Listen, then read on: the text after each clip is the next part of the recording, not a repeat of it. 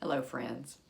On my recent adventure in June to northern Spain, I encountered several wild varieties of flowers that we cultivate here in Alabama. On the edge of a forest in a meadow, I spied several foxglove. I'd seen foxglove growing wild before on the Oregon coast, and that surprised me greatly too. And I did learn that foxglove is native to Europe. Emerging from a base of slightly woolly leaves is a substantial stalk, rising to up to 4 feet, covered in down-facing bell-shaped flowers, covered in spots in their throats. The wild varieties seem to all be purple. The cultivated varieties that we can put in our gardens here can be white, yellow, orange, apricot, and a variety of colors. The name foxglove is evocative to me of a misty fairyland where foxes silently tread the forest floor with these flowers on their paws. The other name for foxglove is digitalis, and that was the original name, deriving from the Latin word for finger, digit, and meaning originally thimble, but I'll stick with foxglove. I first heard of digitalis in a pharmacology class in medical school, well before I knew about the flower. Digitalis comes from the dried leaves of the foxglove plant and is used to treat heart failure and certain arrhythmias. Herbalists have known about its properties for centuries, and the first mention of it in the medical literature goes back to the 16th century.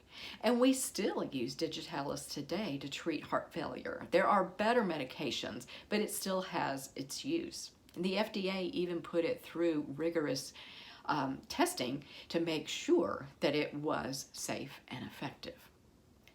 Digitalis is a difficult drug to prescribe because it has what we call a narrow therapeutic window. That means that at low doses, it doesn't work. It doesn't do anything. But at high doses, it can be toxic and poisonous.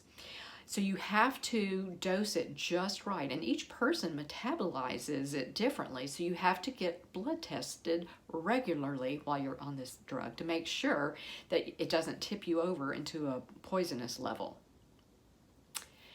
Some relationships have a narrow therapeutic window. Even a really good friendship can flower beautifully and create a balm to isolation, anxiety, and depression.